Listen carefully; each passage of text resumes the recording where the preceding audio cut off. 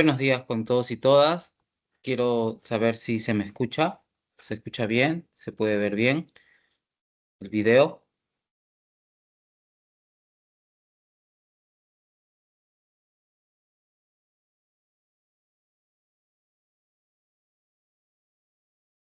Sí, se le escucha, profesor. Buenos días.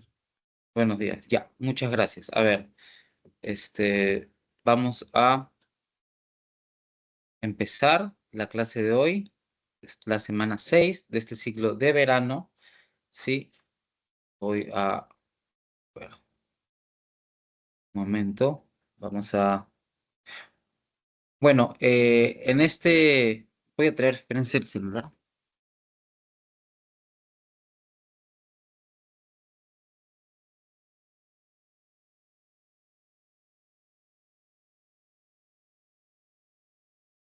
Ya, perfecto.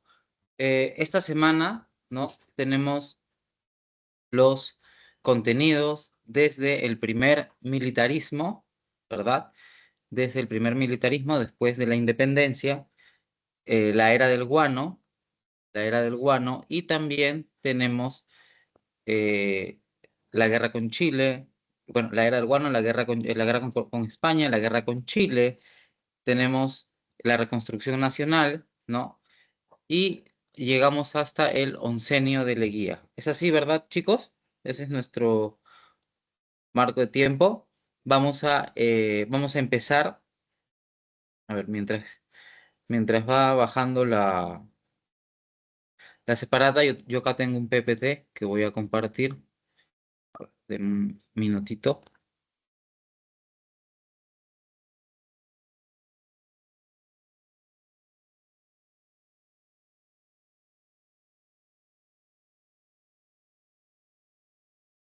Ya. Ujú. Ya, a ver, ¿se puede ver la diapositiva? ¿Sí? Sí, profesor. Ya, perfecto. Entonces, vamos a empezar, ¿sí? Vamos a empezar comentando, ¿no? Las características de los periodos que vamos a estudiar, ¿sí? En esta primera diapositiva tenemos las características del caudillismo militar de la era eh, de la prosperidad falaz, ¿no? Vamos a empezar con el primer militarismo, ¿sí? El primer militarismo se divide en dos partes. Caudillismo militar, que es la época de los caudillos, ¿no? Resaltan cuatro caudillos principalmente, y luego la segunda parte durante el primer militarismo va a ser la era de la prosperidad falaz, ¿no? O la era del guano. Luego vamos a trabajar con el primer civilismo luego vamos a hablar del primer civilismo y finalmente la guerra con Chile, ¿sí? Luego vamos a pasar a usar la separata para los siguientes contenidos. Bueno, respecto al caudillismo militar, que es esta primera etapa del primer militarismo, ¿sí? El caudillismo militar tenía como característica principal, ¿sí? Que los líderes militares, ¿sí? Los líderes militares de la guerra de las guerras de independencia se habían convertido en los caudillos, ¿no? El poder centralizado. eh, Nuestro país no había alcanzado una institucionalidad, ¿sí?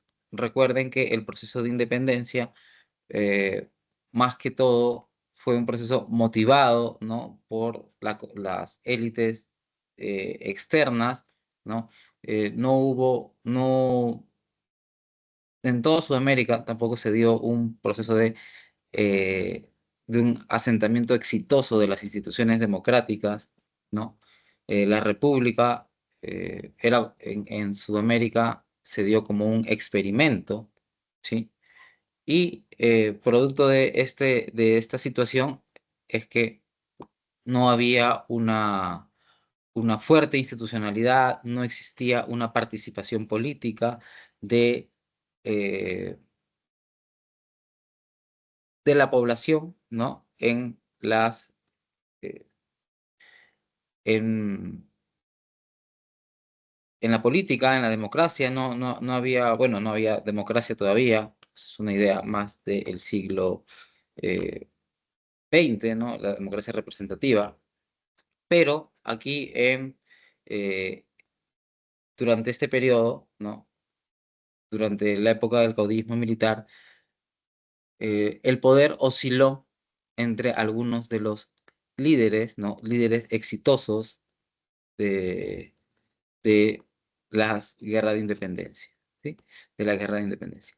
Había una fragilidad institucional, ¿no? Había una fragilidad institucional, no había una ausencia de debate democrático, no había una participación civil en la política, ¿sí? La población no participaba en la política, algo que se mantiene incluso hasta ahora, ¿no? Algo que se mantiene hasta ahora, es esta eh, escasa participación, ¿sí? Esta escasa participación de, eh, de la, de la población en política, ¿no? No tenemos una participación de nuestra población en política, eso lo vemos, se refleja en las encuestas, se refleja eh, en la realidad, ¿no?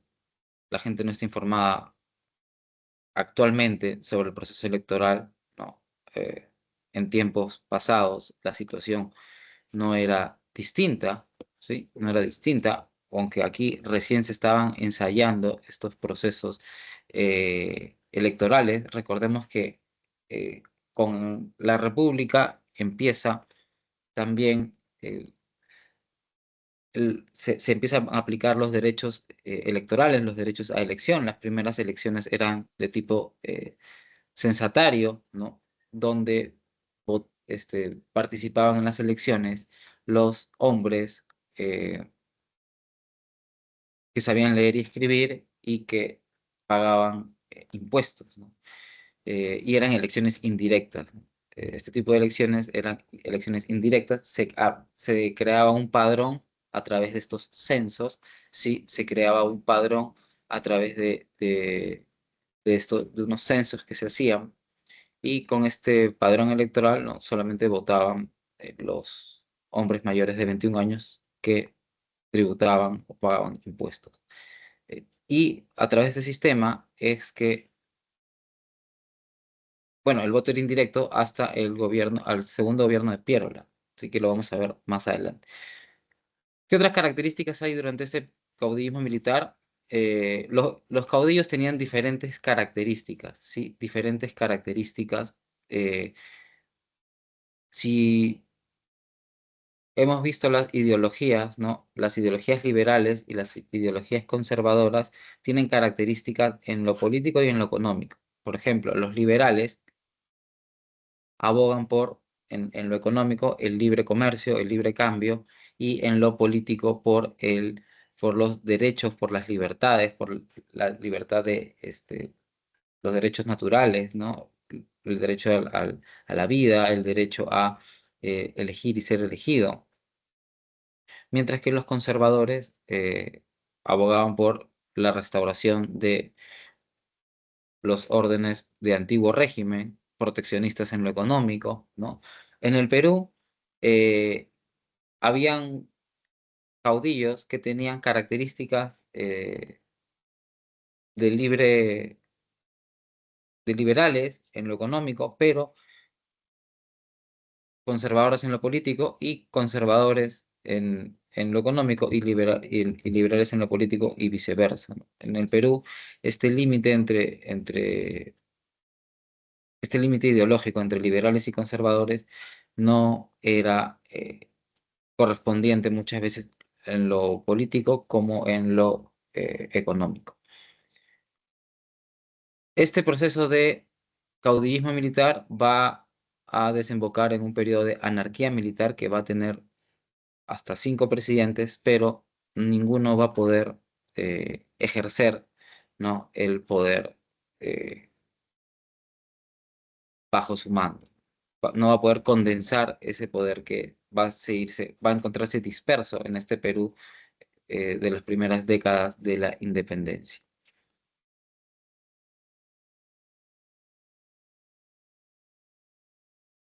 Una segunda etapa de este primer militarismo va a ser la prosperidad falaz o la era del guano. Esta se va a dar durante los años 1845 a 1872. Durante esta prosperidad falaz, ¿no? El dinero ingresa, ahora lo vamos a ver detalladamente, el dinero ingresa eh, gracias a la venta que tiene el Estado del guano, el cual era un una materia prima, ¿no? Bueno, un abono, no era una materia prima, era un abono, un fertilizante muy necesitado por Europa durante la revolución industrial, durante la explosión demográfica. Los europeos, principalmente los ingleses, necesitaban mucho de el guano, ¿no? Y en Perú se descubrió grandes yacimientos de guano de isla, que es estiércol de aves marinas, ¿no? Que es muy rico en fosfatos, muy rico en minerales para poder abonar la tierra. Este guano de isla se utilizaba desde época incaica, no hay evidencias de que se utilizaba incluso desde antes. Y al Perú le representó como un salvavidas. Durante todo el periodo del caudillismo militar había inestabilidad económica, inestabilidad política, pero esta estabilidad económica que va a venir del guano eh, va a darle cierta estabilidad en lo económico, en lo político y en lo institucional a el Perú, ¿no? Va a ayudar a estabilizar el país, a pesar de que hubieron procesos de corrupción, a pesar de que no hubo un adecuado manejo, tal vez, del dinero del guano, el Perú alcanzó cierta estabilidad importante. Bueno, vamos a empezar ahora. Luego va a venir el primer civilismo y la guerra con Chile. Vamos a empezar, vamos a mostrar, mejor dicho, sí, aquí tenemos, para que tengamos una idea, ¿no? General, lo que representaba la, eh, la exportación de guano, mientras en el año 1840 se exportaron 6.125 toneladas, ¿no? Para la década de 1870, el volumen había aumentado, prácticamente se había multiplicado por 10 eh, la exportación del guano, ¿no? El guano fue uno de los primeros booms económicos que tuvimos. Si vemos aquí en la pantalla, tenemos algunos ciclos económicos producidos por algunos productos de carácter primario exportador. El primer gran ciclo económico de auge va a ser el guano, ¿sí? Y el salitre hasta la guerra con Chile. En un segundo momento vamos a tener un ciclo económico producido por el aumento de exportaciones de caucho, de algodón, de azúcar, ¿sí? Durante la época de la eh, República Aristocrática y el Oncenio de Leguía. En adelante vamos a tener el azúcar y el algodón se van a mantener y va a ingresar la harina de pescado, ¿sí? Y el boom minero que vamos a tener durante la década de los 40, 50 y 60. Y finalmente, en la actualidad vivimos un boom en cuanto a la minería, la agroindustria, la exportación de gas. Bien. Eh, Mientras el guano fue el iniciador, ¿no? En Perú han habido otros productos primarios de carácter primario exportador que han ayudado a sostener la economía durante algunos ciclos, como hemos visto aquí. Bueno, ahora vamos a desarrollar los temas eh, de manera un poco más detallada, ¿sí? Como les comenté, este primer militarismo se divide en dos etapas, ¿sí? La primera del caudillismo militar o llamada como caudillismo militar. Aquí las características políticas será el predominio, ¿no?, de jefes militares, de eh, jefes que habían tenido un importante prestigio durante las campañas militares, caso de Lamar, caso de Gamarra, ¿no?, que van a disputarse el control del Estado. A este periodo se le va a conocer como caudillismo militar. Hay inestabilidad política, ¿sí? ¿Qué quiere decir esto? Que hay guerras civiles y continuos golpes de Estado, cambios de constitución y guerras entre estas fuerzas de choque de los principales caudillos.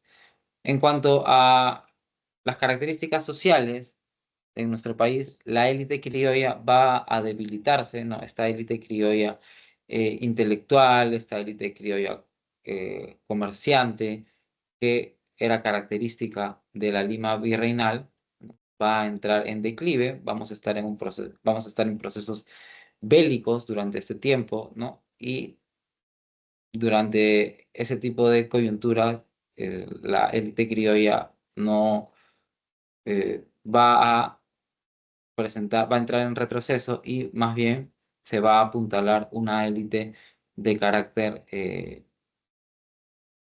en torno a los caudillos, ¿no?, en torno a algunos líderes del ejército y algunos comerciantes o hacendados que van a hacer alianzas con estos caudillos. Pero los militares van a pasar a fortalecer esa posición, su posición social, ¿no?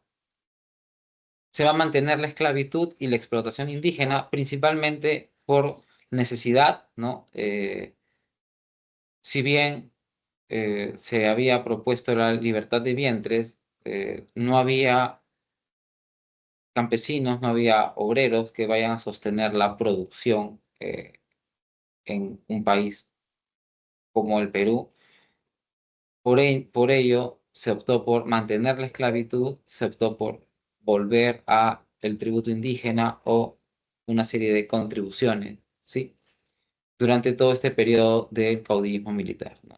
Durante el caudillismo militar, el panorama económico era muy endeble. Como dice acá, había recesión económica, ¿no?, principalmente debido a la guerra de independencia, a los préstamos, había deuda externa y deuda interna, ¿sí? Los ejércitos se habían endeudado, ¿sí?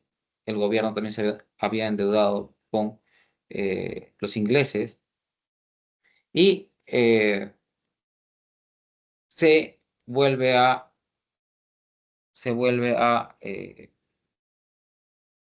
cobrar el tributo indígena, ¿sí? Se vuelve a cobrar el tributo indígena debido a esta recesión económica.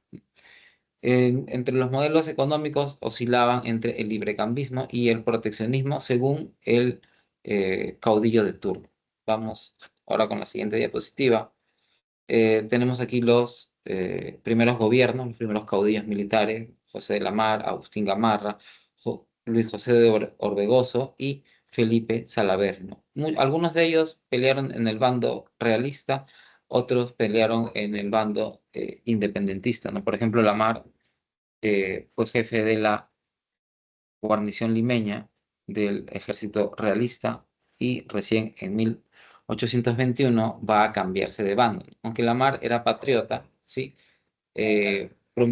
Promulgó una constitución liberal donde el parlamentarismo iba a ser la fuente del poder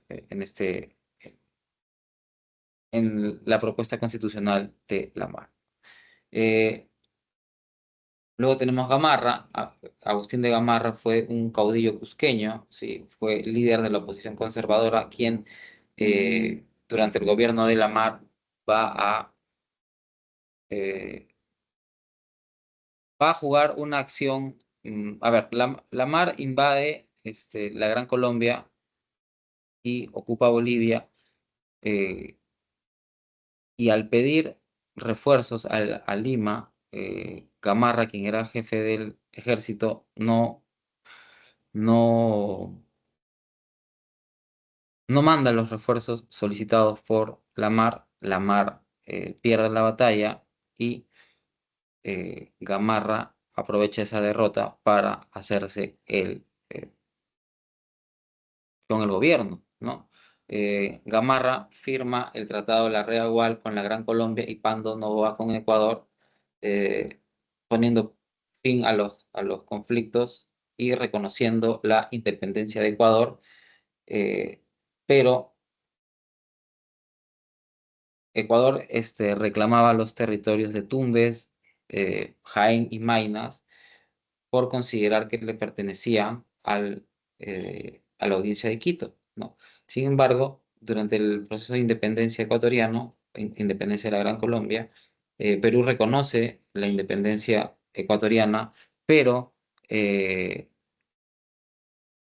pero con la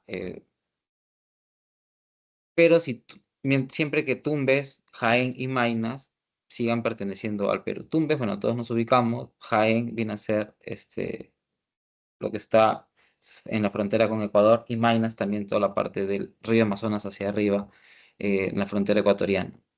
Todo ese territorio iba a mantenerse en posesión de Perú, ¿no? Esto años después, 100 años después exactamente, un poco más, en el año 41 del siglo pasado, Ecuador va a tener una intentona de recuperar algunos de estos territorios que siempre creyeron que les pertenecían, o al menos desde la independencia. Gamarra tiene oposición liberal desde el Congreso con el cura, excomulgado luego, Francisco González de Paula y Vigil. Gamarra, durante todo estos procesos hay intentonas de golpes de Estado y golpes de Estado, ¿no? Orbegoso también asume el gobierno con una dura oposición conservadora. Hay una guerra civil durante el gobierno de Orbegoso y Salaverry le da un golpe a Orbegoso. En una batalla se autoproclama gobernante Salaverry en el año 35 y eh, el gobierno de Salaverry fue breve, se opuso a la Confederación de Santa Cruz y Santa Cruz lo va a derrotar en la batalla de Socabaya. Santa Cruz se va a hacer con el gobierno y va a proponer la confederación, va a proponer la conformación de una confederación entre Perú y Bolivia, o más conocida como la Confederación Perú-Boliviana, que va a existir durante los años 1836 a 1839. ¿Cuál era el objetivo de esta confederación? Bueno, integrar política y económicamente al Perú y Bolivia en una sola unidad, ¿no? Aprovechando los vínculos históricos que existían entre el Estado, o como lo dividió Santa Cruz, el Estado surperuano, o lo que conocemos ahora como el surperuano, hablando de Puno, Cusco, un poco de Arequipa, y sus cercanas relaciones con la zona aymara de Bolivia. Desde tiempos prehispánicos ha habido una relación muy dinámica entre estos dos lugares, entre los quechuas y los aymaras, entre los pueblos quechua y aymara, también han tenido siempre vínculos muy cercanos. Aprovechando esta situación, Santa Cruz va a proponer, ¿no?, ello, y también como principal, como principal motor va a ser la hegemonía que tendría la Confederación en la zona del Pacífico. En la zona del Pacífico, los países que tenían mayor eh, salida al mar, ¿sí?, era el Perú, y si se unía con Colombia, ambos hubiesen tenido un papel muy importante en mantener la hegemonía comercial en el Pacífico Sur, ¿no? Y el que se iba a perjudicar de esto iba a ser Chile. Chile iba a sufrir las consecuencias de una confederación entre Perú y Bolivia.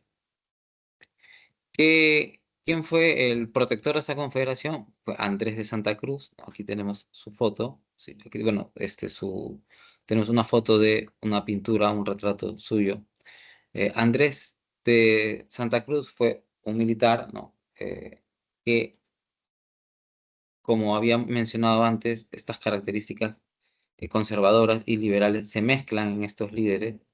Santa Cruz era autoritario o conservador en lo político y liberal en lo económico. Santa Cruz adopta el federalismo, propone en el Congreso de Tacna, propone la división de la Confederación en el Estado norperuano, el Estado surperuano y el Estado boliviano.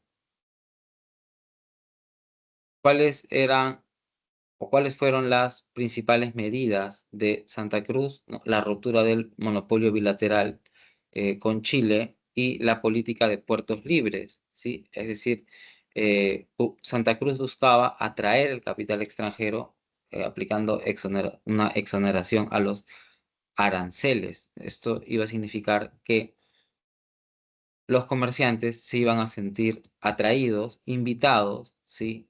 Por estas medidas. ¿Quiénes se opusieron a la Confederación Peruano-Boliviana? El norte, ¿no? El Estado norperuano y las élites de Lima. ¿Por qué? Porque muchos iban a ver afectados sus intereses, ¿sí? Sus intereses económicos, y siempre se ha visto con recelo eh, que el sur peruano tenga cierta autonomía, ¿no? ¿Qué países se iban a afectar con la Confederación? Argentina, pero principalmente Chile, ¿no? Argentina, pero principalmente Chile. Y es precisamente Chile quien va a mandar dos expediciones para dar fin con la Confederación. En estas expediciones, o estas expediciones, van a ser conocidas como campañas restauradoras, ¿sí? Eh, van, no solamente, no van a ser iniciativas sola de Chile, sino van a haber algunos peruanos emigrados quienes serían, perdón, algunos intelectuales, algunos políticos y algunos militares, ¿sí? Irían a ser estos peruanos emigrados que ayudaban con información, ayudaban con conexiones a los chilenos para que pudieran realizar estas campañas restauradoras. La primera campaña restauradora va a fracasar, ¿sí? Va a terminar con el Tratado de Paucarpata,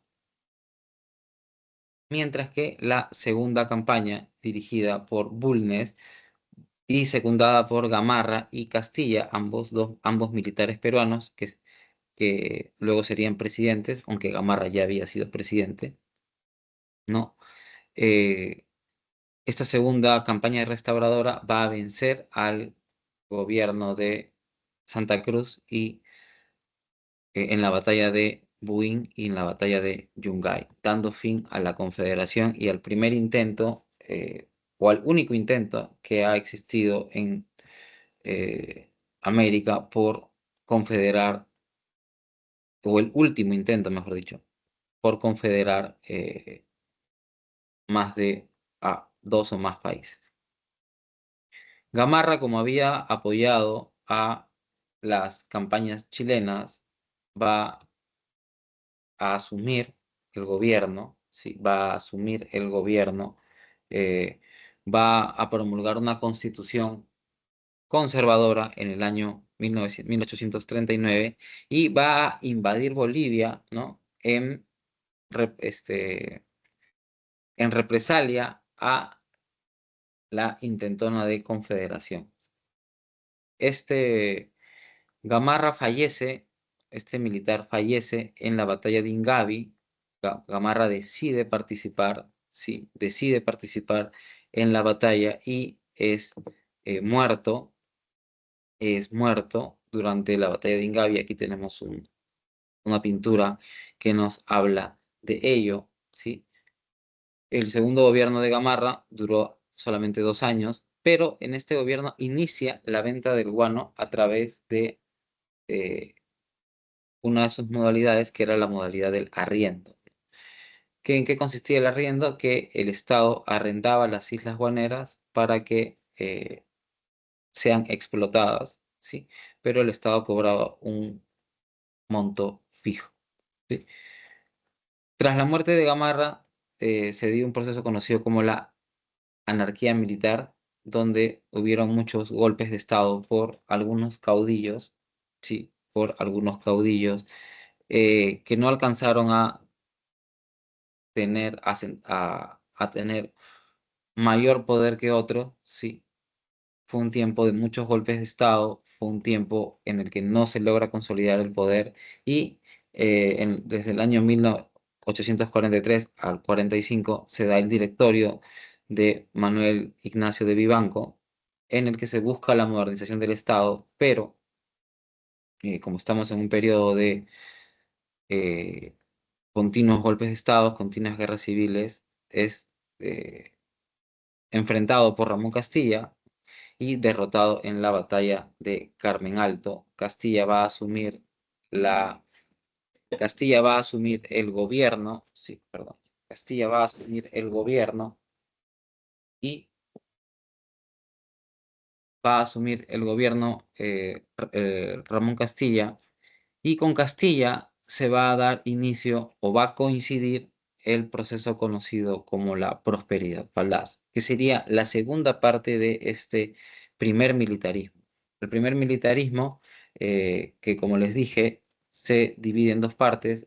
La primera de eh, el caudillismo militar, ¿no? Que es este periodo regido por caudillos, y el segundo, conocido como la prosperidad falaz, que es este periodo o esta era del guano, ¿sí? ¿Qué era el guano? El guano es el estiércol de las aves guaneras, de muchas aves que se alimentan de fauna marina, peces o algunos crustáceos, en fin. Y el estiércol que se ha acumulado durante milenios en l- las islas que habitan estas aves, ¿no? Va a convertirse en un rico abono por su riqueza en los minerales y por su riqueza en los fosfatos, ¿no? El guano requería mínima inversión. ¿Por qué requería mínima inversión? Porque solamente necesitabas eh, mano de obra y muchos costales para cargar eh, los barcos de guano. Incluso los mismos barcos irían a las islas a cargar el guano, lo que representaba eh, una inversión bastante baja por parte de quien vaya a realizar la explotación, ¿sí? Solamente se requería mano de obra, y para incrementar la mano de obra se inició con el proceso de venta, ¿no? Podríamos llamarle de los culíes chinos, ¿no? Se empieza la inmigración china, se favorece, eh, se da una serie de decretos para que los inmigrantes chinos puedan ingresar, ¿sí? Principalmente para trabajar como mano de obra barata en condiciones de semi-esclavitud, ¿sí? Si bien por estas épocas se había abolido la esclavitud, a nivel mundial se estaba hablando de eh, la abolición de la esclavitud. eh, Aún se mantenían algunas formas de trabajo que eran similares a la semi-esclavitud, ¿no? Donde se mantenía a la población enganchada o se hacían algunos acomodos para que estas esos trabajadores queden enganchados en el sistema y no puedan salir o resulte muy caro que puedan salir de este sistema de trabajo y explotación. ¿Qué características tuvo el periodo de la prosperidad falaz? El Estado se fortaleció. El Estado se fortaleció porque había más dinero, la burocracia se expande, el Estado empieza a consolidar, se empiezan a hacer obras públicas, ¿sí? Se empiezan a hacer bastantes obras públicas, ferrocarriles, carreteras, ¿qué más? Parques, avenidas, Lima empieza a modernizarse, ¿sí? Todavía no va a crecer, ¿sí? La explosión demográfica de Lima es recién durante la segunda mitad del siglo XX, pero durante este tiempo, eh, Lima va a alcanzar una modernización importante, pero gracias al dinero del guano. En lo económico, el Estado va a recibir altos ingresos económicos, ¿sí? Y estos altos ingresos económicos van a favorecer dos cosas. El gasto público, por un lado, que viene a ser esta modernización, este crecimiento burocrático, este crecimiento de las instituciones, y por otro lado, la corrupción, ¿sí? La corrupción. Más dinero, más corrupción. La corrupción es algo inherente, podríamos decir, a la sociedad peruana. Es parte de la sociedad peruana. Hay un libro, Historia de la Corrupción, que ha escrito Alfonso Quirós. Eh, este libro, ¿no? Rastrea desde mm, la década, desde el siglo XVIII, desde los años 1720 en adelante, más o menos, los principales casos de corrupción, ¿no? Y cómo la corrupción ha estado enquistada en la política peruana. Entonces, incluso desde tiempos del virreinato. La llegada del dinero proveniente del guano, ¿no? Va a incrementar esta corrupción estatal, ¿sí? Va a crecer, se va a expandir el Estado, pero también van a surgir los primeros escándalos de alta envergadura respecto a corrupción, como los que surgen en el gobierno de Echenique. Aquí tenemos una foto de cómo son las Islas Guaneras. Sí, aquí tenemos una foto de las Islas Guaneras. Aquí tenemos un esquema en lo que consistía el sistema de consignaciones, ¿sí? Eh, el guano, ¿sí? Tuvo cuatro sistemas de venta. El primero, que fue el arrendamiento, que se dio durante que fue la primera forma de explotación que se dio durante el segundo gobierno de Gamarra, empieza, ¿no? El Estado empieza a arrendar las Islas Boneras. Luego, el Estado va a vender directamente, ¿sí?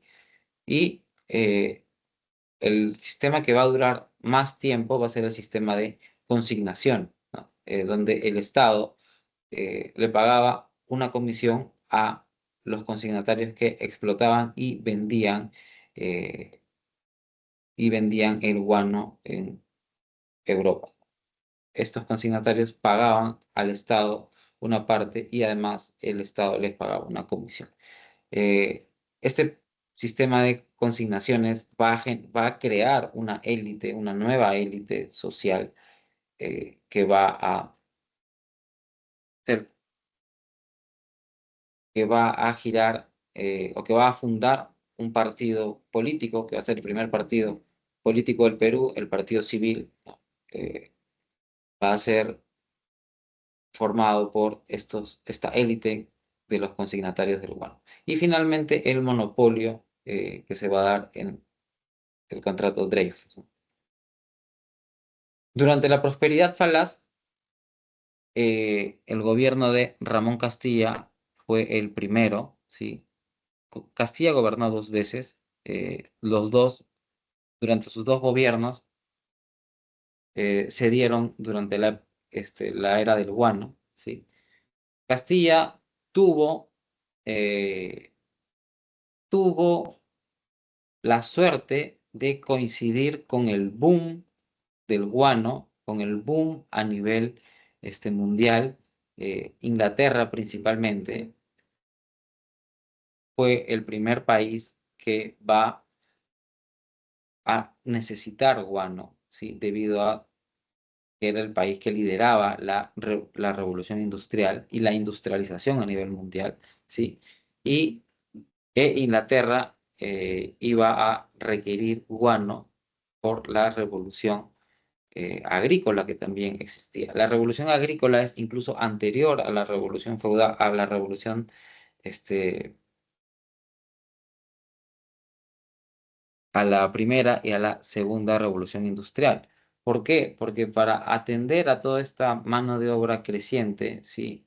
Las ciudades empiezan a crecer, empiezan a albergar más y más cantidades de obreros y el campo tiene que producir más para satisfacer las demandas tanto de la ciudad que está en crecimiento como el mismo campo que entra en un periodo dinámico, ¿sí? Y para satisfacer esta demanda de crecimiento demográfico, los países industrializados van a tener que eh, tecnificar sus cultivos agrícolas y el guano iba a ser un elemento fundamental para esta tecnificación, ¿sí? Gracias a ello, el Perú va a tener ingresos considerables que van a permitir las siguientes cosas. En primer lugar, en 1946, gracias al dinero del guano, el Perú puede hacer por primera vez un presupuesto nacional. Sí, por primera vez Perú puede hacer un presupuesto nacional. En segundo lugar, el dinero del guano va a permitir el pago de la deuda externa y de la deuda interna. Durante el gobierno de Ramón Castilla, el pago de la deuda externa que se había hecho desde el proceso de independencia en adelante fue pagado. Y durante las guerras de independencia, tanto el Estado, el bando independentista como el bando realista habían tomado muchas, eh, no vamos a decirles saqueado, ¿sí? Pero sí habían tomado muchas de las pertenencias de hacendados y en las zonas de campesinos, ¿no? El Estado había eh, tomado muchas de sus cosechas, muchos de sus animales. Disculpe, durante,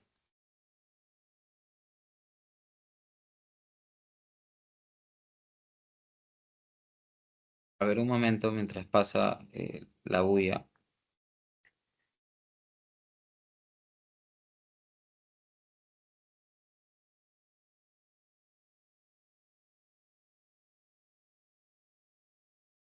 Ya. Eh,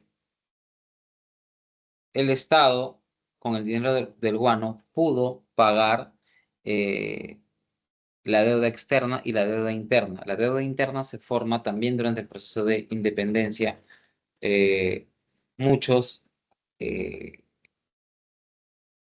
los ejércitos, tanto de San Martín como de Bolívar, tomaron de las haciendas muchos alimentos, muchas cosechas y permitieron, y a cambio de eso, el Estado o estos ejércitos les daban unos bonos que serían pagados a futuro. Y ese futuro llegó con el dinero del guano. Con el dinero del guano, Castilla pudo presupuestar el pago de la deuda interna que se iba a hacer recién en el gobierno de Echenique, ¿no? ¿Qué más sucede con Castilla? Eh, Se da el sistema de consignaciones del guano, se da el sistema de consignaciones del guano, que ya lo explicamos. También se propició la inmigración de la población china, ¿sí? Para promover no solamente el trabajo en las haciendas azucareras, como pueden ver ahí, este culí trabajando en el azúcar, sino principalmente para trabajar en el guano, en la explotación del guano. se construyeron los primeros ferrocarriles, ¿sí? Y el primer barco a vapor de guerra, ¿no? Que lo tenemos aquí en la imagen, como ustedes pueden ver acá arriba. Este es el primer barco a vapor de guerra, el Rímac. En cuanto a la política educativa, con Castilla se dio el reglamento de instrucción pública, ¿sí? Ahora que ya había dinero, ahora que el guano permitió bastantes ingresos, eh, el Estado va a poder llevar a cabo políticas educativas masivas. La deuda externa, perdón, la deuda interna durante el primer gobierno de Castilla se había proyectado en 7 millones de pesos, ¿sí? Pero la deuda se pagó en el gobierno de Echenique, ¿sí? En el gobierno de Echenique y eh, de los 7 millones proyectados por Castilla, con Echenique se proyectaron a 19 millones, habiendo 12 millones de vales en deuda falsos. Entonces, Echenique, eh, este es uno de los grandes escándalos de corrupción, sí, este es uno de los grandes escándalos de corrupción en la historia del Perú. Se dice incluso que el gobierno de Echenique es uno de los más corruptos, si no el más corrupto en la historia del Perú.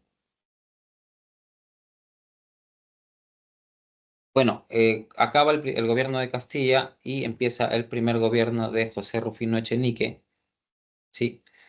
Entre otras cosas, eh, Echenique hace este contrato para la inmigración de los alemanes a la selva, donde se ubican en Posuso y aquí en Posuso es uno de los lugares y hay otro que está más cerca, se me ha ido ahorita el nombre. Bueno, pero con Echenique se motiva, ¿no?, la inmigración de los alemanes, incluso se financia, ¿no? Estábamos en toda la época del racismo en su máxima expresión, ¿sí? Los, el presidente, en este caso Echenique, va a favorecer la inmigración de alemanes a la zona de la selva. Echenique, hubo un escándalo, ¿no? Como les comenté aquí, por, por los 12 millones de vales de deuda falso, ¿no? Castilla dio, este, le dio un golpe a Echenique, ¿sí? Eh, Castilla va a sublevarse, ¿sí?, en esta revolución liberal de 1854, donde va a prometer, ¿qué cosa? La eliminación del tributo indígena y va a abolir la esclavitud.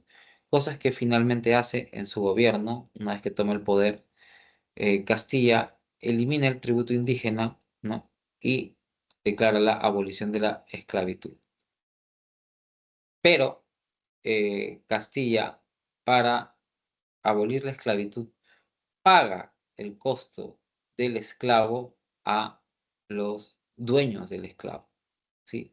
No es que declara simplemente la libertad de los esclavos, sino que compra la libertad pagando un justiprecio a los dueños de estos esclavos y de esta manera da fin a la esclavitud, ¿no? Durante su segundo gobierno que fue de 1856 a 1862. En este gobierno, Castilla va a promulgar dos constituciones, una liberal y otra moderada, ¿no? Va a pasar de la constitución liberal, en la cual va a buscar ganarse el apoyo de los sectores populares y como el sector indígena también, y luego, en el año 1860, va a promulgar una constitución eh, más moderada, más conservadora.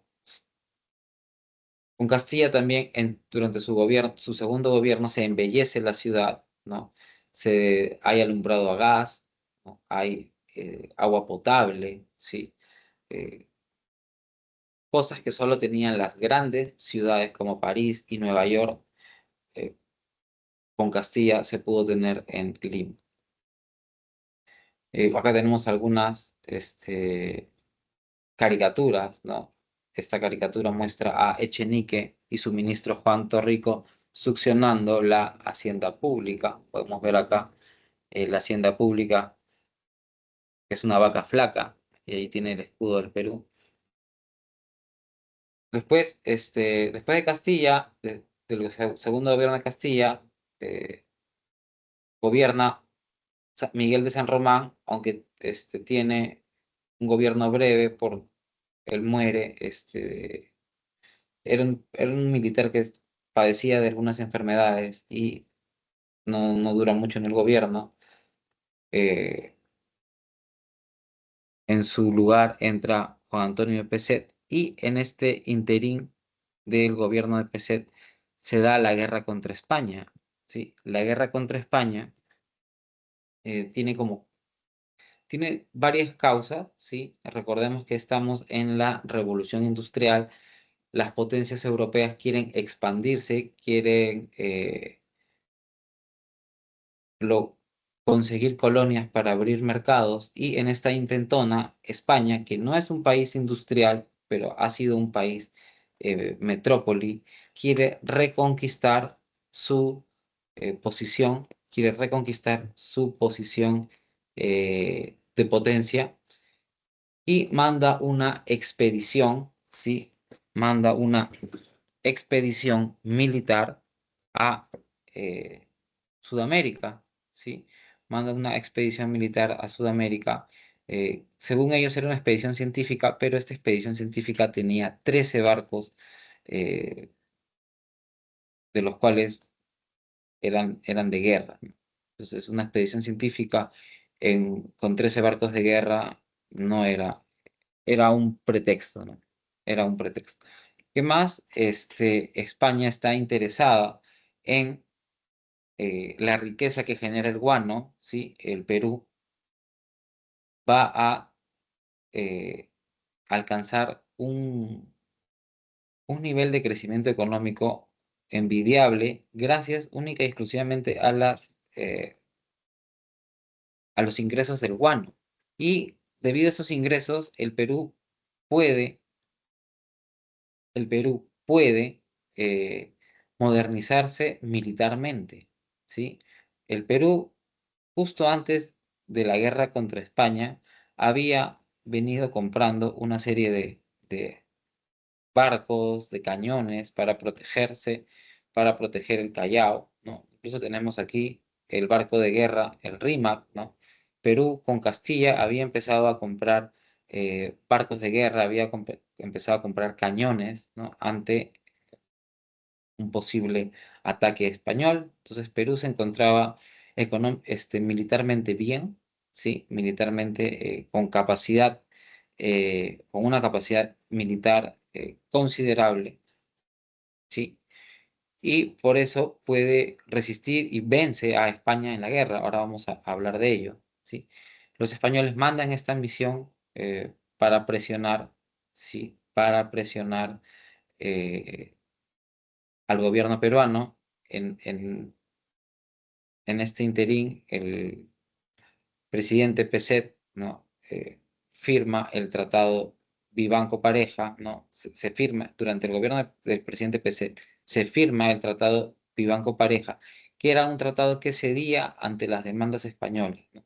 Los españoles con esta expedición militar vienen y reclaman tienen interés en el guano, ¿sí?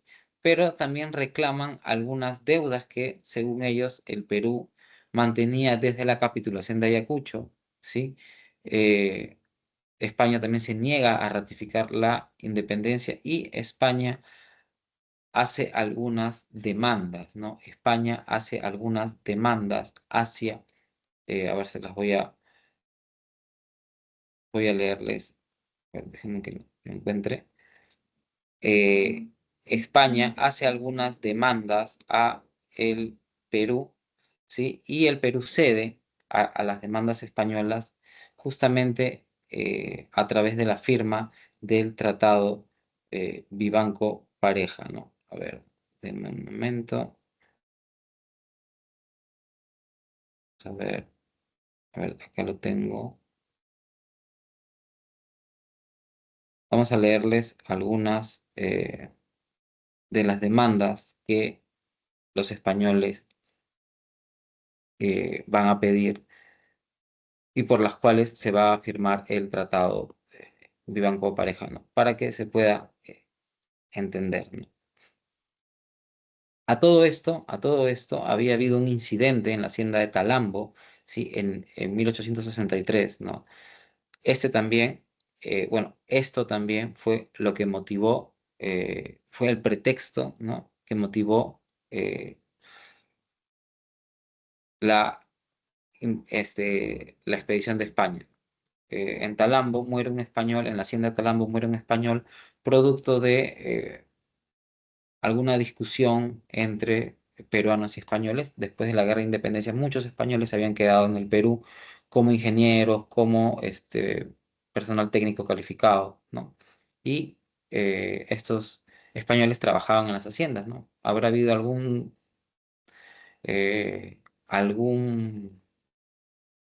incidente no muy importante y este español eh, resulta muerto, ¿no? Y ante ello, los españoles demandan, ¿no? al Perú una serie de, los voy a leer ahora. eh, España ocupa algunas islas guaneras, ¿sí? Presiona al gobierno, también utiliza como pretexto este incidente de Talambo, donde había muerto un español, ¿sí? Producto de una trifulca entre peruanos y españoles, y se aprovecha este pretexto para ocupar algunas islas, para negar la independencia y declarar que el Perú tiene deudas con España desde la capitulación. En ese interín se firma el Tratado Vivanco-Pareja, que es un tratado que va a resultar muy perjudicial para el Perú por algunos acuerdos como este, ¿no? Eh, Perú designaba un ministro en Madrid, ¿no?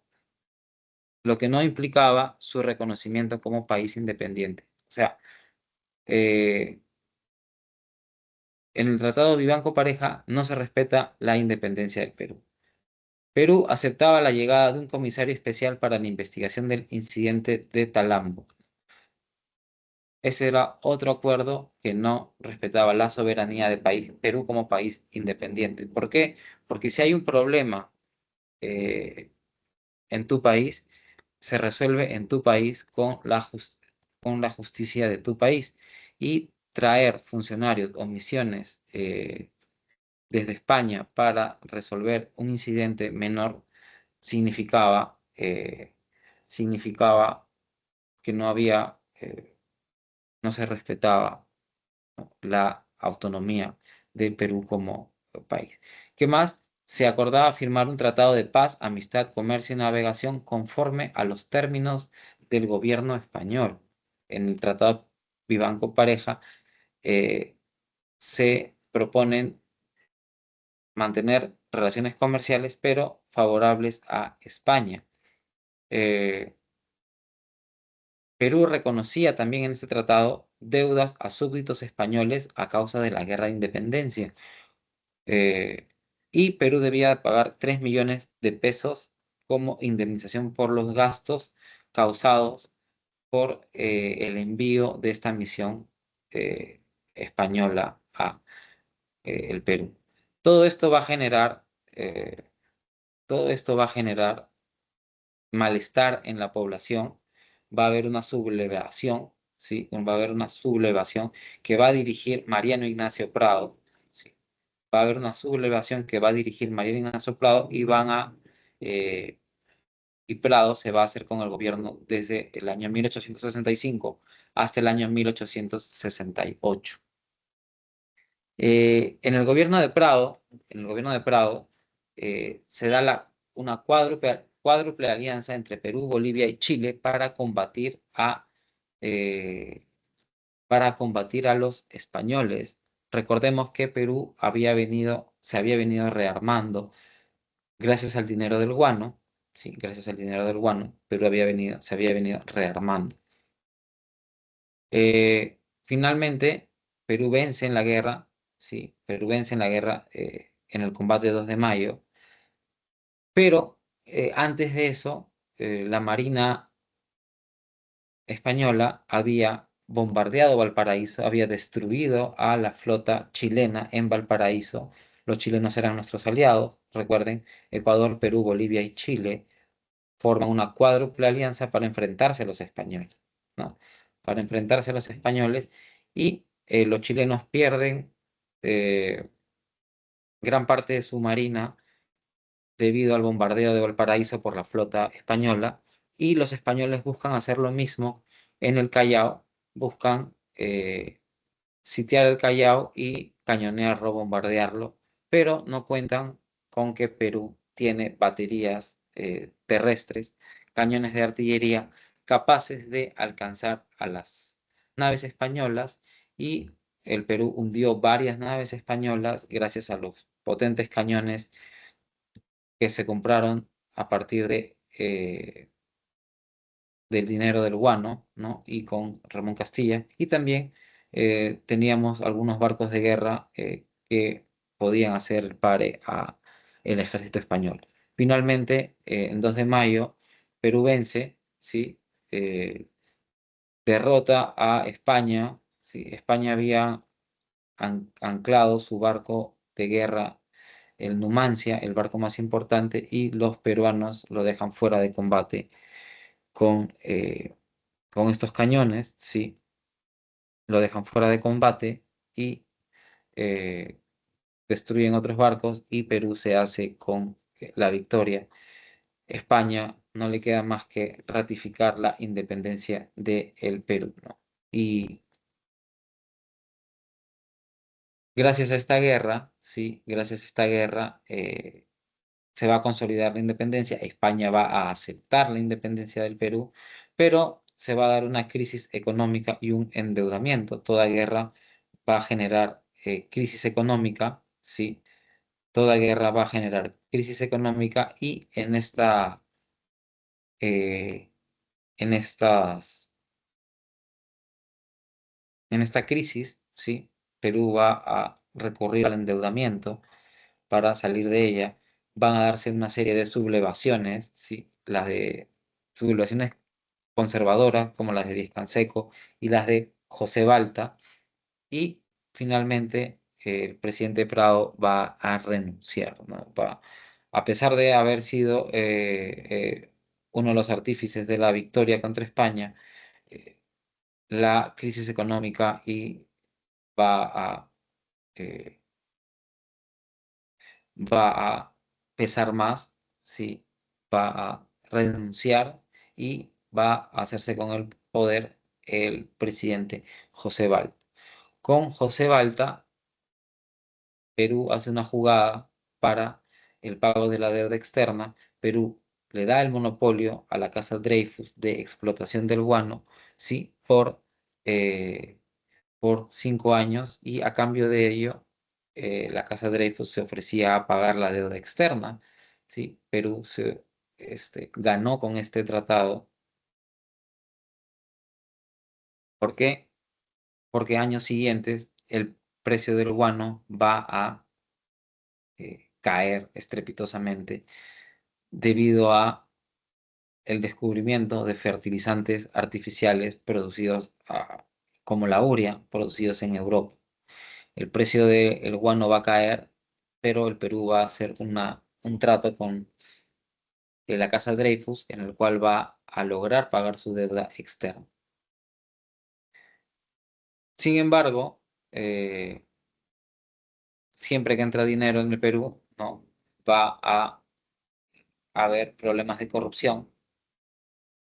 Con Balta también se da el plan ferroviario a cargo del empresario inglés Meigs, Enrique Meigs, perdón, no inglés, sino ante el empresario Enrique Meix, y este plan ferroviario va a verse visto por acusaciones de corrupción, ¿sí?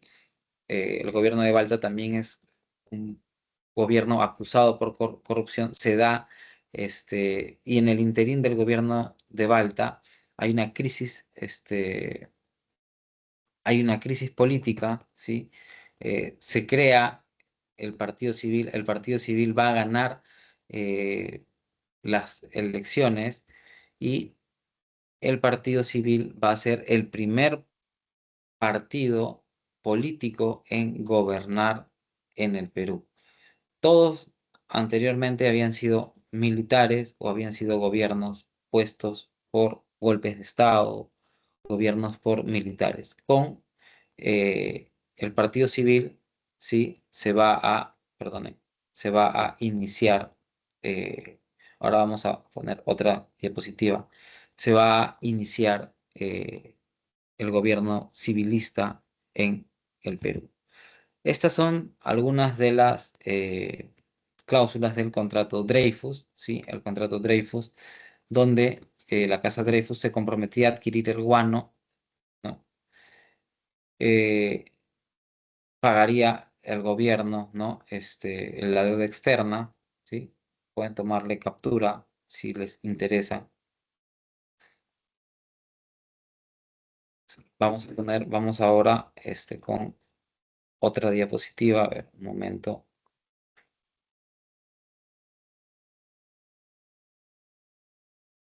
Vamos a poner ahora, a ver.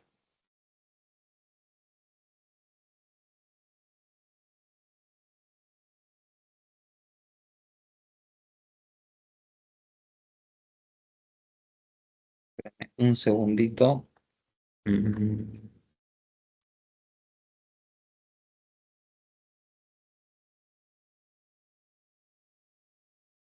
Vamos ahora. Esto.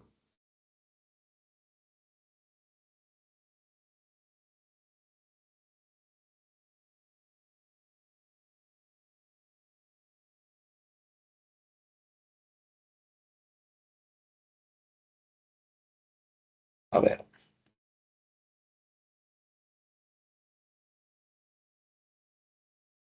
Ah, ya. Ujú. Vamos a compartir. Ya la siguiente trabajamos con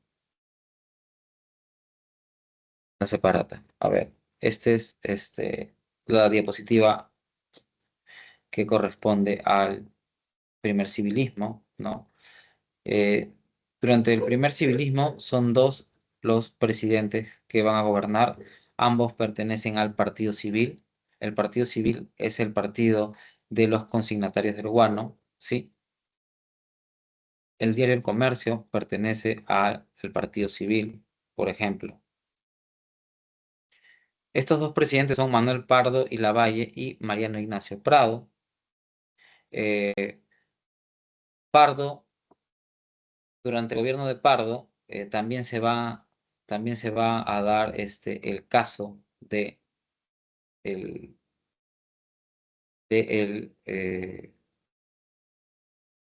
la caída de los precios del guano, ¿sí? Podemos ver aquí, eh, a partir de los gobiernos civilistas, la deuda empieza a crecer exponencialmente y el precio del guano eh, se va a mantener e incluso va a bajar, lo que va a determinar o lo que va a eh, concluir en una bancarrota, ¿sí? Aunque Manuel Pardo y Lavalle va a fundar la Escuela de Ingenieros Agrarios y la Escuela de Ingenieros Civiles y de Minas, ¿sí? Que luego se van a convertir en la Universidad eh, Nacional de Ingeniería. Lavalle también organiza el censo, ¿sí? Eh, Declara la nacionalización de las salitreras de Tarapacá, ¿sí? Y firma el Tratado de Alianza Defensiva con Bolivia. Estas salitreras de Tarapacá pertenecían a justamente estas élites económicas peruanas, ¿sí? A estas élites económicas peruanas que antes habían sido los consignatarios del guano. Al nacionalizar las salitreras de Tarapacá que pertenecían a esta élite y firmar el Tratado de Alianza defensiva con Bolivia, la élite civilista estaba blindando, voy a cerrar eso, perdón, ya.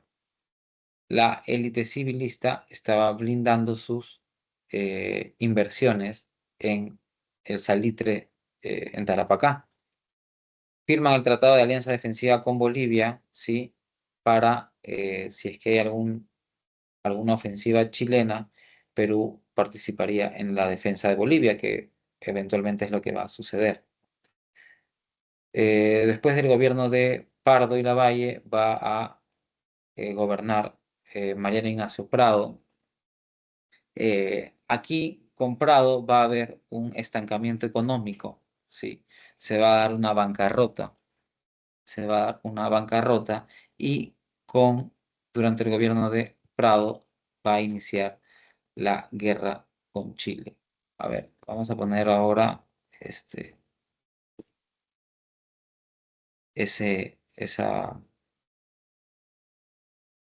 Vamos a trabajar ahora con la, perdonen,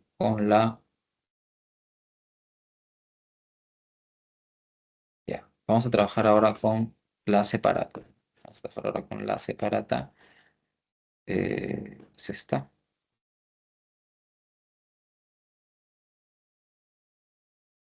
Con la separata vamos a trabajar ahora la guerra con Chile, ¿sí? Vamos a recordar algunos, espérenme, acá está. Ya, compartir. Mm, F,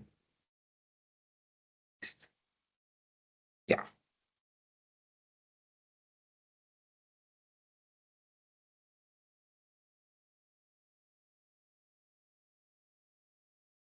ya. La guerra con Chile, bueno, la situación del Perú durante la guerra con Chile, vamos a ver. Se ve la diapositiva, ¿sí? Sí se puede ver, porque a veces, como estoy compartiendo una sola pantalla, a veces hay problemas. Sí se puede ver, profesor. Ya, perfecto, muchas gracias. La guerra con Chile se da, agarra a Perú en bancarrota fiscal, eh, con una desarticulación social muy fuerte y con un ejército muy disminuido. Perú tenía pocos soldados en comparación con Chile, ¿sí? Perú tenía poco armamento en comparación con Chile. Perú no había modernizado su armamento, Perú no había modernizado su marina, ¿sí? Y por el contrario, los chilenos sí. Eh, en la zona de Antofagasta, ¿sí? Que era el mar boliviano, ¿sí? Acá podemos ver, este era territorio boliviano cuando Bolivia tenía mar, ¿no? El puerto boliviano era Antofagasta, ¿sí? El problema de la guerra con Chile se da gracias a el control o debido a eh, una lucha por el control de los yacimientos salitreros en Tarapacá y en Antofagasta, pero principalmente los de Antofagasta. ¿Por qué? Había una zona de beneficios mutuos, ¿sí? Que se da en el Tratado de 1866 después de la guerra con España. Si ustedes recuerdan, para enfrentarse a España, Perú, Ecuador, Bolivia y Chile firman una alianza, ¿no? Ya. Después de la guerra con España, entre chilenos y bolivianos acordaron una zona de beneficios mutuos que era justamente estas zonas salitreras, donde estaban los yacimientos de salitre, los cuales iban a ser muy importantes, ¿no? Para esta segunda revolución industrial que está sucediendo en Europa, ¿sí? El salitre va a funcionar para el mercado de pólvora, por ejemplo, ¿no? Para el mercado de pólvora. y también para algunos fertilizantes de origen químico, van a utilizar el salitre. Entonces, el guano cae, ¿sí? El precio del guano cae, pero el precio del salitre empieza a subir y en la zona de Antofagasta es donde están las principales yacimientos salitreros. Perú también tiene yacimientos salitreros en Tarapacá, pero las tensiones se dan en la zona de Antofagasta entre Bolivia y Chile. Aquí los bolivianos, Hilarión Daza, propone un impuesto de 10 centavos por quintal al salitre, ¿sí? En una zona de beneficios mutuos, supuestamente, lo cual va a motivar un reclamo por parte de los chilenos. Los chilenos reclaman que esto no es justo. Los chilenos demandan que el Perú sea neutral en un posible conflicto y Chile y los peruanos, debido tratado de, al tratado secreto con Bolivia, van a eh, van a oponerse a ello, ¿no? Van a oponerse a cualquier acción militar chilena y finalmente Chile ataca a Bolivia, ¿no? Chile declara la guerra y Perú tiene que salir. eh, y también se le declara la guerra al Perú por la negativa de mantener la neutralidad. Si el Perú se hubiese mantenido neutral, Chile no hubiese declarado la guerra al Perú. La guerra con Chile tiene dos campañas. La primera es la campaña marítima, la segunda la campaña terrestre, ¿sí? Eh, el- durante la campaña marítima, ¿no? El objetivo era el dominio de las líneas de transporte marítimo, el dominio de el control, ¿no? El control de eh, el Pacífico, ¿sí?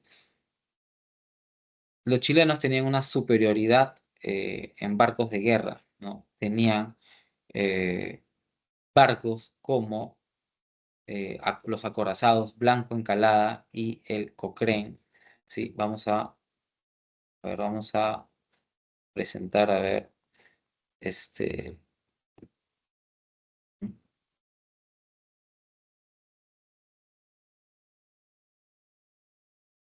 para que se hagan una idea, ¿sí? Lo que era el Blanco Encalada. A ver.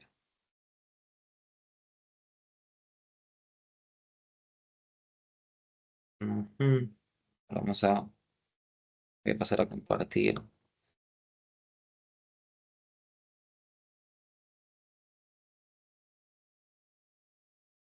Este era, ¿no? El Blanco Encalada, ¿sí? Un barco, como pueden ver, acorazado, ¿no? Un barco de guerra, un barco acorazado, ¿sí? De los cuales Chile tenía dos fragatas de guerra, ¿sí? Perú, Perú contaba, vamos a compartir ahora,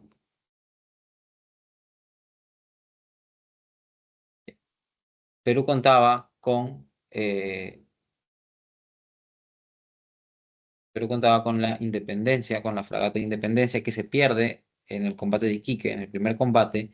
Perú pierde su fragata Independencia y se queda con el monitor Huáscar, ¿no? Quien logra hundir a la Esmeralda chilena. Pero Chile tenía otros barcos de guerra, como hemos visto, como el Blanco Encalada, el Cochrane, que también eran barcos mucho más grandes y mucho más poderosos que el Huáscar. Durante un tiempo, ¿sí? Se da el fenómeno conocido como estas correrías del Huáscar, en las cuales el Huáscar hace pequeñas incursiones a los puertos chilenos para capturar embarcaciones, para capturar algunas embarcaciones pequeñas, menores, ¿no? Pero también durante el proceso en que los chilenos están preparando el ejército de invasión para el Perú. Durante el proceso de invasión al Perú, durante la preparación de este ejército, es que se dan las correrías de El Huáscar, ¿no? Finalmente, los chilenos eh, sacan a sus barcos del puerto y se da el combate de Angamos, donde capturan el Huáscar, ¿sí? Y finalmente el Perú deja de tener una presencia en el Pacífico y le cede pues la hegemonía del mar a los chilenos.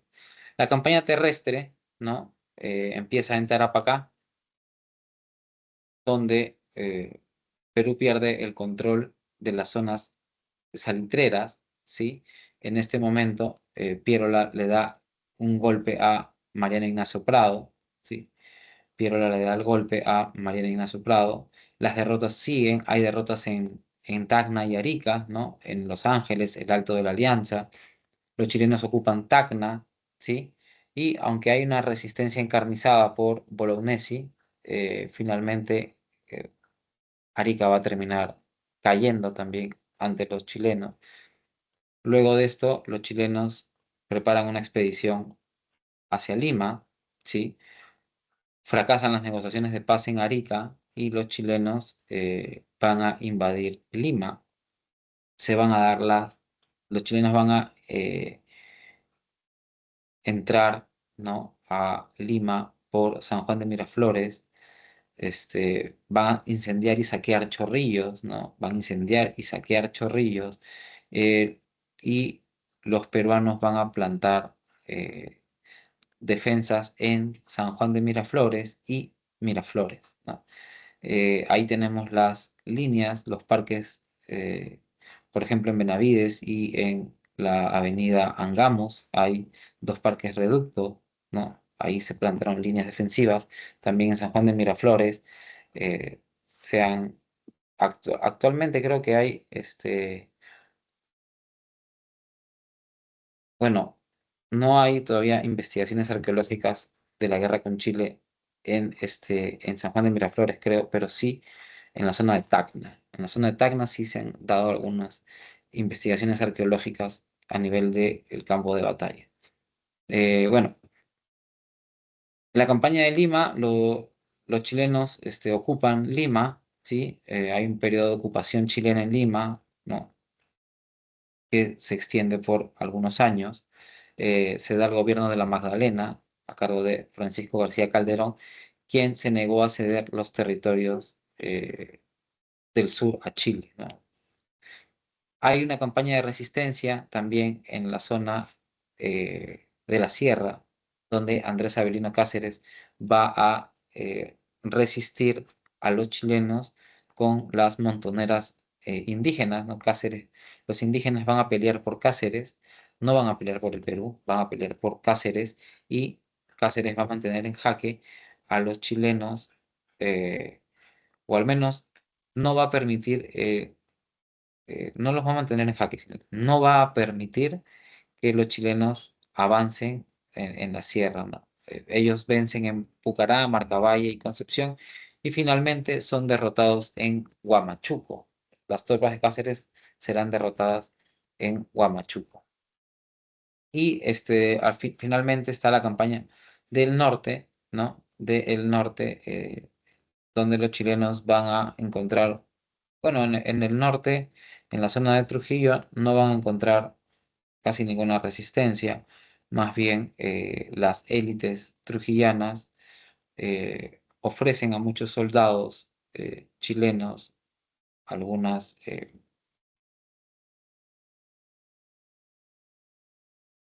signos de hospitalidad, ¿no? Las élites trujillanas van a mostrar signos de hospitalidad para con los chilenos. En 1883 se da el Tratado de Ancón, donde el Perú va a ceder a perpetuidad Tarapacá a Chile y Tacna y Arica por 10 años, ¿no? 10 años después de los cuales se realizará un plebiscito que no se realizó debido a que el Perú no tenía las condiciones para imponer algún reclamo, ¿no? ¿Qué consecuencias trajo esto? La infraestructura peruana quedó destruida, hubo una paralización productiva, se perdieron los ingresos del guano y el salitre, se exacerbaron los conflictos entre los propietarios, entre los trabajadores y entre los campesinos, ¿no? Los, los propietarios de las haciendas van a presionar cada vez más a los indígenas durante el periodo de reconstrucción, nacional, va a darse otra vez una presión sobre las tierras de los indígenas, tanto a nivel de extensiones agrícolas como extensiones mineras, y se va a fortalecer el caudillismo militar. Justamente vamos a entrar en un segundo militarismo. Durante este proceso de reconstrucción militar nacional, perdón, se va a dar un segundo militarismo del año 1883 a 1895, ¿sí? Ese segundo militarismo va a tener como característica el gobierno de Cáceres en dos oportunidades, ¿no? Después de la guerra, quien gobierna es Miguel Iglesias. Miguel Iglesias tiene el encargo de reabrir las instituciones educativas y culturales del Perú, como la Biblioteca Nacional, la Universidad San Marcos y el Colegio Guadalupe. Aquí surge la figura de Ricardo Palma como el bibliotecario mendigo, quien va a tocar las puertas, ¿no?, de los vecinos limeños pidiendo que donen libros para la reconstrucción de la Biblioteca Nacional. Se va a reimponer la contribución personal y los trabajos de la República, ¿no? Cuando el Perú entra en crisis y no hay dinero, se recurre otra vez a presionar al indígena, a exigirles contribuciones o exigirles tributos, ¿no? Esto va a producir la revolución, una rebelión en Huaraz, ¿no? Miguel Iglesias finalmente es derrotado por Cáceres, ¿no? Cáceres, quien fuese el héroe de la guerra con Chile, ¿no? Ante esta reimposición de la contribución personal, Cáceres va a hacerse con el apoyo indígena, ¿no? Y va a derrotar a Miguel Iglesias. Cáceres va a gobernar en alianza con el Partido Civil, ¿sí? Cáceres, supuesto líder que representaba a los indígenas, que defendía a los indígenas, que había luchado con los indígenas a la cabeza de ellos, va a aliarse con el Partido Civil, que eran justamente estos consignatarios del guano, esta élite, eh, esta élite peruana, ¿no? Y va a aliarse con el Partido Civil, va a crear las juntas departamentales. ¿Qué son las juntas departamentales? Las juntas departamentales van a ser el gobierno de las provincias. Cáceres le va a ceder este gobierno a las élites provinciales, quienes van a gobernar a través de las juntas departamentales, ¿sí? Van a tener funciones, estas juntas van a tener funciones de control tributario, van a tener funciones de control, las jurisdicciones policiales y militares, ¿no? Entonces, durante el gobierno de Cáceres también y durante el gobierno de Iglesias, muchos de los ferrocarriles se empiezan a estábamos en un proceso de construcción de los ferrocarriles, sí, principalmente la guerra con Chile interrumpe la construcción de los ferrocarriles que se habían asignado a Enrique Meix, ¿sí? Y después, durante el periodo de reconstrucción nacional, el ferrocarril nacional del centro va a ser construido, sí, va a ser construido, y Cáceres va a arreglar el contrato Grace. Cáceres va a arreglar el contrato Grace, donde la casa Grace se va a comprometer a pagar la deuda externa nacional, ¿sí? Y a cambio de ello se le iban a ceder los ferrocarriles, la libre navegación por el lago Titicaca y el control de muchos puertos, ¿sí? Muchos muelles, además del pago de 33 anualidades de 80.000 libras. Es decir, Cáceres firma un contrato que no va a, que si bien va a permitir el pago de la deuda externa, va a ceder mucho de la, eh, perdone, mucho de la soberanía, mucha de la soberanía peruana va a ser cedida a los ingleses a través del contrato Grace, ¿sí? El gobierno de Cáceres va a presentarse, ¿no?, como un gobierno nefasto, ¿sí? Va a, considerarse como un gobierno que va a dejar una huella negativa en la historia del Perú, ¿sí?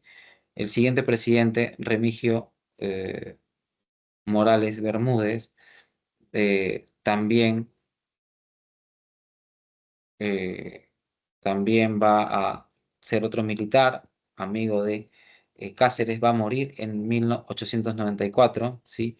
Con Morales Bermúdez se intenta cumplir con el Tratado de Ancón, pero Perú no tiene fuerza militar con la capacidad de poder hacer cumplir ningún acuerdo a nadie, y Chile se rehúsa de cumplir el Tratado de Ancón, ¿sí? El gobierno de Morales Bermúdez, o durante el gobierno de Morales Bermúdez, se concluye el ferrocarril central que se había iniciado antes de la guerra con Chile, y Morales Bermúdez muere en 1894 y Justiniano Borgoño asume el gobierno convocando a elecciones. Eh, las elecciones, en estas elecciones va a participar Cáceres, ¿no? Va a participar Cáceres, pero Pierola va a formar una coalición y va a derrotar a Cáceres, ¿sí? Va a derrotar, va a Pierola va a tomar Lima, Pierola va a bombardear Lima. Lima, una ciudad que nunca había sido bombardeada, va a recibir el bombardeo de artillería por parte de las tropas de Pierola. Van a haber encarnizadas batallas, ¿sí? ¿Por qué? Porque había un fuerte sector que no respaldaba a otro gobierno de Cáceres debido a lo nefasto que había sido.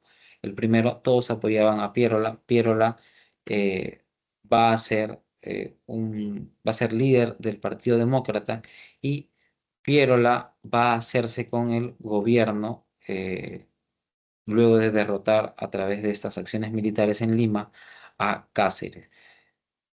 Pierola va a consolidar una alianza entre el Partido Demócrata y el Partido Civil, ¿sí? Con Pierola también van a darse un periodo de estabilidad económica, principalmente debido al boom del azúcar y al boom del caucho en la Amazonía. Ambos booms económicos van a favorecer el ingreso de dinero al el Estado, y Pierola, que tenía mayor conocimiento sobre las inversiones y las empresas, va a manejar estos ingresos con más tino, ¿sí? Y va a permitir el resurgimiento de una oligarquía agroexportadora. Se van a tecnificar muchos latifundios, se van a crear algunas fábricas y va a empezar a desarrollarse una clase obrera, una incipiente clase obrera, ¿no?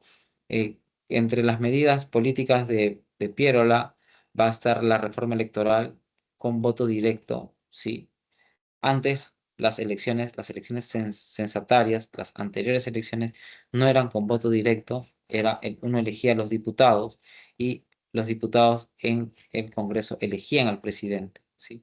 Piérola hizo una reforma para que el voto sea directo, tú elijas directamente al presidente, ¿sí? Con Piérola también se trae la misión francesa de Clement, la misión Clement, donde o con la cual se va a crear la Escuela Militar de Chorrillos y se va a instaurar el servicio militar obligatorio, ¿no?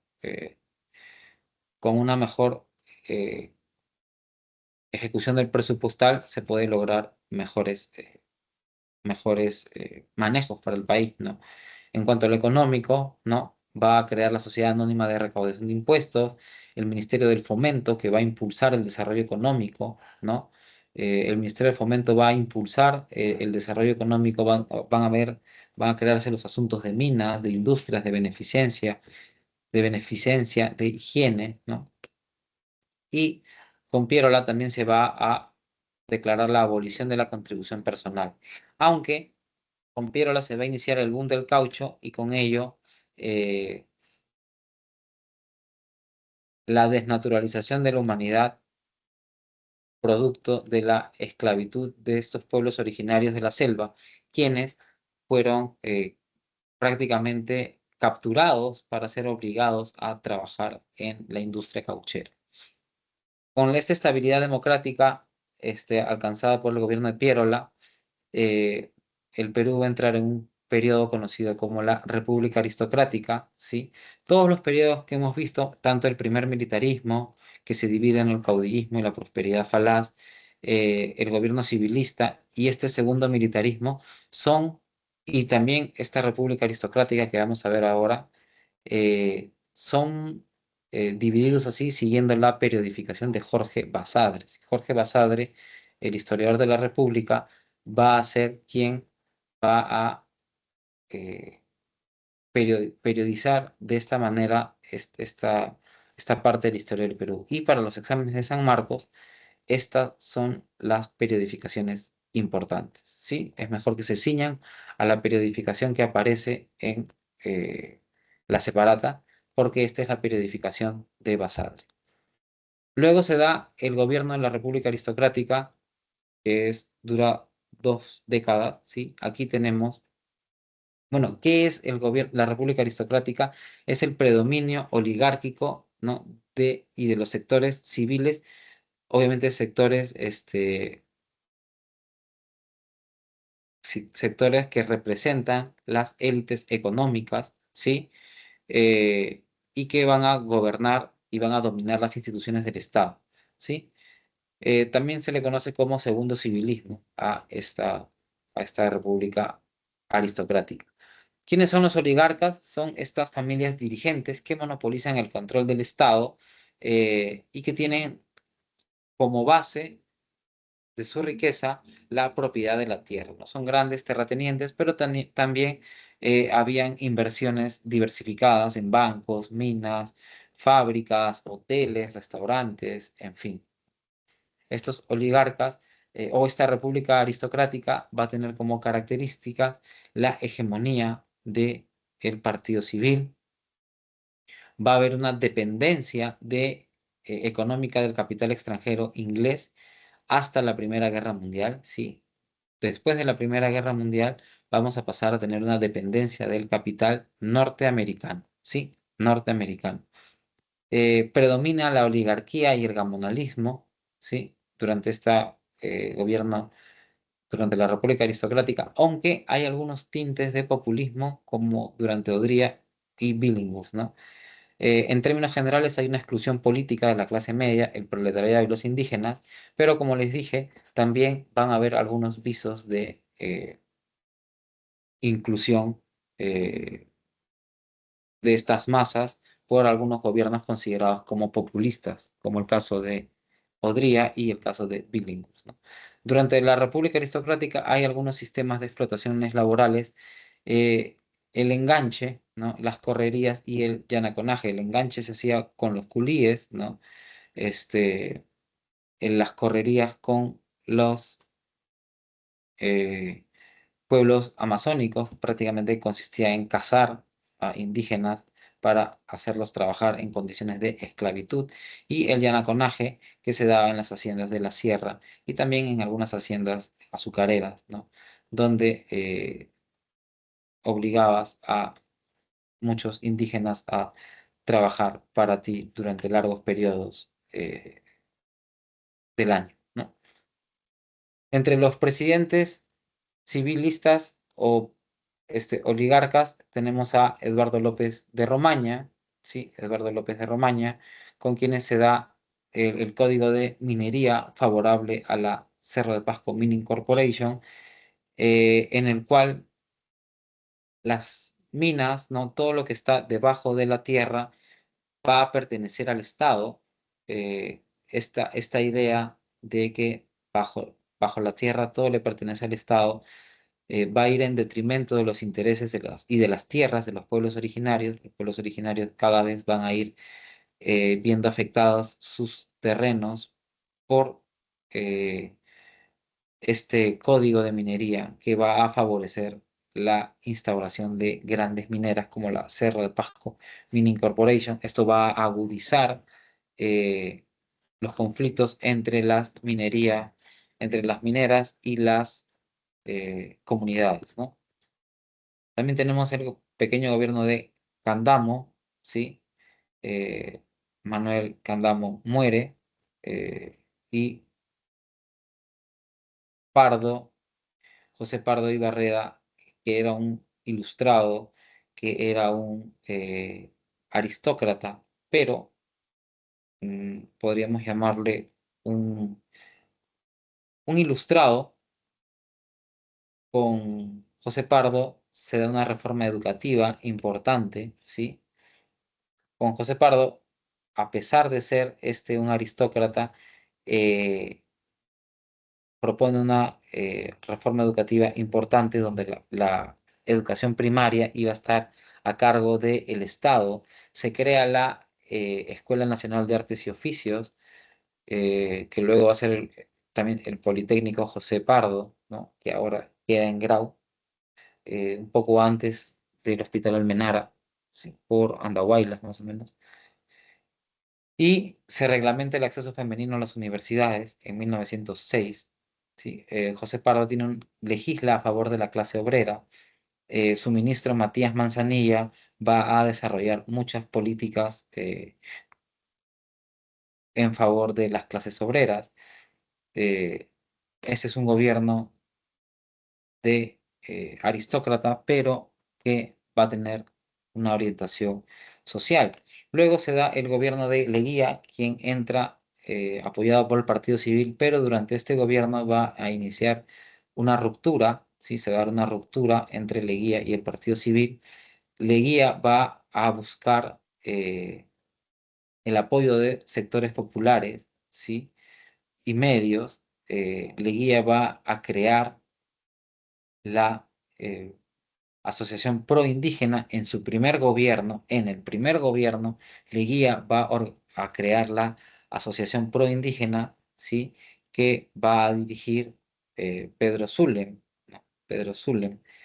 Y esta Asociación Pro Indígena va a empezar a identificar e investigar los principales conflictos entre las mineras y los indígenas, o entre las zonas donde las grandes empresas están explotando, ¿sí? Y las relaciones que hay entre las comunidades indígenas y estas grandes empresas, ¿no? Con Leguía va a empezar a investigarse estos primeros conflictos socioambientales, ¿no? También durante el gobierno de Leguía se da la cesión de territorios en Bolivia y Brasil, ¿sí? En lo que es la zona del Purús y la zona de Acre a Bolivia. Y eh, durante el gobierno de Leguía, bueno, al final del gobierno de Leguía, eh, va a, después de Leguía va a gobernar Billinghurst, sí, Billinghurst va a ser un presidente que va. Leguía se había buscado ganar a los sectores populares, ¿sí? Pero con Billinghurst, Billinghurst, que era un dirigente obrero del Callao, ¿sí? Propuso dentro de esta república aristocrática, propuso un régimen populista y confrontacional con la oligarquía, ¿sí? Hubo una oposición muy fuerte en el Congreso, ¿sí? Hubo hubo una posición de una oposición muy fuerte en el Congreso porque Billinghurst era claramente un presidente que eh, va a reglamentar las huelgas, va a establecer la jornada de 8 horas solamente para los obreros del muelle, porque cuando quiso ampliar esto a otros sectores, se opusieron, ¿no? Y justamente se oponen a través de un golpe militar. ¿Quién va a dar el golpe militar? El general Benavides, obviamente apoyado por las élites, estas élites aristocráticas, ¿no? Benavides va a derrocar a Billinghurst y va a convocar a una convención nacional para la sucesión presidencial. En esta convención nacional se va a dar el segundo gobierno de José Pardo, si ustedes recuerdan, José Pardo era empresario, pero ilustrado.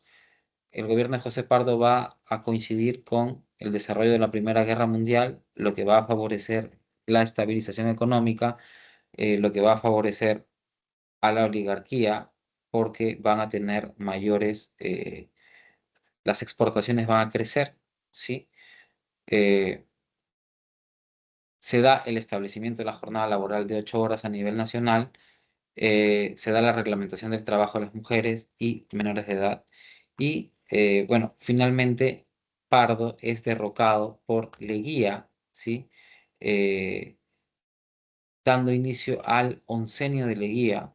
Leguía va a derrocar eh, a Prado, ¿sí? Y va a iniciar un periodo conocido como el oncenio. El oncenio fue un régimen civil y autoritario que va a modernizar el Estado con apoyo del capital norteamericano. Después de la Primera Guerra Mundial, a ver, vamos a tomarnos un minutito o dos extras, ¿sí? Me van a disculpar para darle las claves después. Termino de explicar Leguía. Con Leguía hay un acercamiento importante al capital norteamericano. Estados Unidos había sido el gran vencedor de de la Primera Guerra Mundial. ¿Por qué? Porque no había recibido la carga, ni la carga económica, ni la carga demográfica que sí sufrieron Francia e Inglaterra, ¿no? Que ganaron la guerra, pero terminaron con una economía y una demografía muy afectadas. Leguía va a acercarse a los capitales norteamericanos, va a recibir mucho apoyo de los capitales norteamericanos y Leguía va a impulsar la modernización del país y va a tener un concepto, ¿no? Un concepto que va a desarrollar Mariano Cornejo sobre la patria nueva, ¿no? Y esto fue algo que ganó mucho apoyo porque Leguía buscaba darle, ¿no? Una idea de nación a este Perú que había sido siempre gobernado por élites militares y élites aristocráticas. Por ello, Leguía rompe con el partido civil, rompe con la administración de la oligarquía, ¿sí? Y busca que la clase media ingrese en la administración pública, ¿no? Leguía tiene este régimen populista que va a incorporar a los sectores populares justamente utilizando esta idea de la patria nueva, ¿no? La modernización y la inserción en la economía mundial iba a fortalecer, a través de los capitales norteamericanos, iban a fortalecer al Estado. Algunos aspectos generales del oncenio: era un gobierno autoritario, ¿sí? Aunque permite el surgimiento de partidos de masas como el APRA y el Partido Socialista. En lo económico hay muchos empréstitos e inversiones norteamericanas. El capital inglés es desplazado por el capital norteamericano.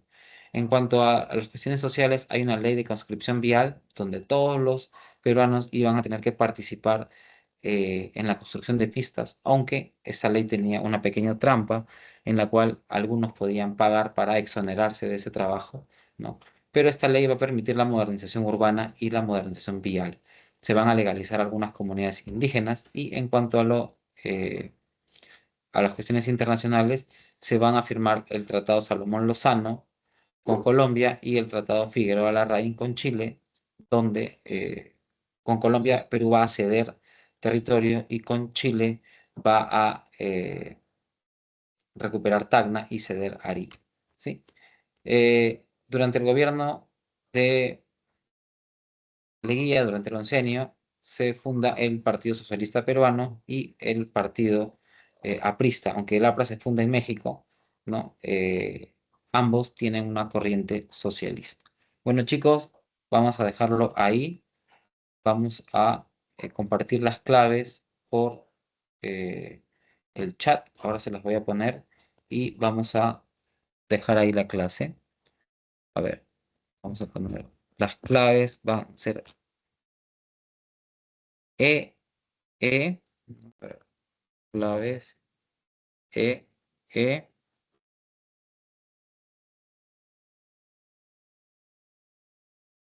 B, C, D. B, C, D.